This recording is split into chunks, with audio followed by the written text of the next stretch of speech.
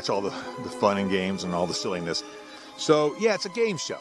Your job, though, again, is to go inside the manor with positive cards. You want at least 10, if at all possible. Haunted house in the North County that many believe is the most terrifying in the entire country. We first told you about this haunted house last Friday at 11 o'clock. Well, it's new tonight. The owner tells 10 News reporter Dan Haggerty that he is now getting death threats about this whole thing. And now, Dan, we understand the FBI may be involved. You know, Steve, look around. It looks like a normal neighborhood, doesn't it? Driving through here, you would never imagine that a few nights a week, year-round, this happens here. Take a look. Hard to believe this video was shot inside a seemingly normal Rancho Peñasquitas home by a seemingly normal guy. The reality of it is, it's all smoke and mirrors. Russ Mckamey runs Mckamey Manor out of his house. This stuff is catered to the most hardcore haunters out there, if you can't tell. Just 2 people go through a night for 8 hours of this, though no one's ever lasted that long.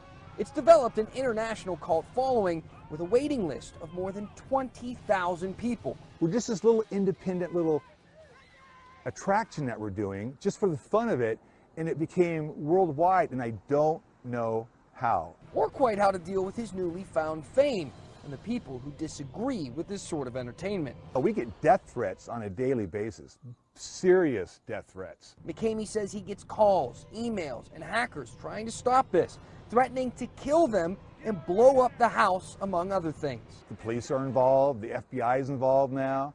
I mean, these are just, it's crazy. Especially crazy because everyone working for him does it for free, and Mckamey doesn't make a dime.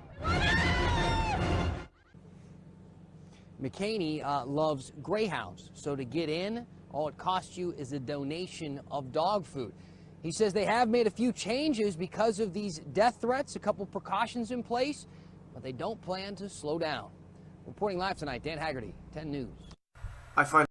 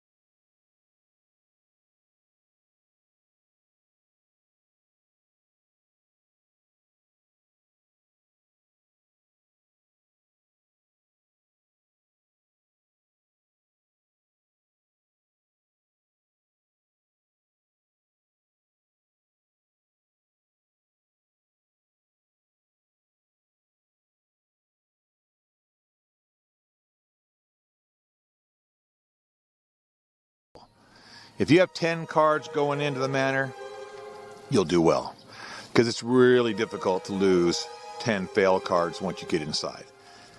The manor is very mental, like I said, and when you're inside the real show, the physicality part of it ends. There's not much physicality at all. It's going to all be about the mental. you are going to recognize that name. I really thought that it was above them to trivialize what I said in my previous video and then bring it to a group of hostile and aggressive people as if it were just a joke, thinking they'd know better than that. But of course, I guess I overestimated quite a bit. I don't want to associate with this person anymore because whether they would want to admit it or not, what they did seriously fucked up my day. I had 400 different people coming into my inbox threatening to hurt me, threatening to hurt my fiance, and threatening to hurt my family. My family lives on The memory, attention to detail, all that good stuff. If you got a good handle on that, you'll do well. But every time you fail an activity, a task, a stunt, you'll lose a fail card. Or sometimes we have it set up to where you'll gain or lose 5 fail cards per missed endeavor. Again, you need to gain. You need to be on the positive. Okay? And it's really pretty simple. Just a matter of basic math. You need to have more than what you're losing, and you'll be okay. Now, once you lose all of your fail cards, you now have to do what we call a hallelujah breaker. Yeah, hallelujah breaker. That sounds so fun, right? But what happens with a hallelujah breaker is real simple. If you cannot complete that hallelujah breaker, it's game over. You lose. You lose all the money. You lose the show. Now, that does not mean I'll automatically take you out of the tour. If you want to continue on just because it's fun and you want to... Yeah. My name is Lala Camelia Mezbahi Kazakowski. I came all the way here from New Boston, Michigan. Right? Right. It's really ironic and kind of pathetic that after I go public and say I've been getting death threats from the people who work in the employ of this place, this guy goes out and says exactly the same thing. Why do I have such a big problem with this place? None of the footage you saw in that article is representative of what actually goes on in this event. This is more representative of what people go through. You might want to brace yourself. It's pretty harsh.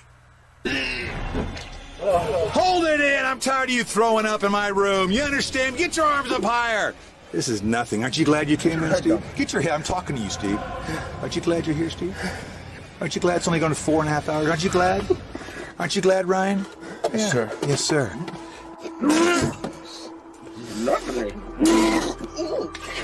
Steve, I'm scared. Yeah. You know, we haven't started yet. We haven't started yet. We haven't started yet. We haven't started yet. Why are you crying? And if you think that's bad, check this little gem out. Unfortunately, this clip did not come equipped with audio, but essentially, there's a section of the tour where they simulate waterboarding. Guantanamo Bay can't even get away with this. Let me play that for you one more time. You cannot design a waiver or contractual agreement that would protect you in court for treating people this way. At all. You can't abuse people in this manner and say, well, they signed up for it, and think that will hold up in a court of law unless you're an idiot of the highest order, which I... Oh, and if you really don't believe me that people are getting seriously injured, remember those bearded guys I put in the video earlier where they were puking on each other? The next screenshot shows a little bit of the aftermath of what they went through while they were posting about it in the reservations group for this. One of them popped a blood vessel in his fucking eye. That's not cool.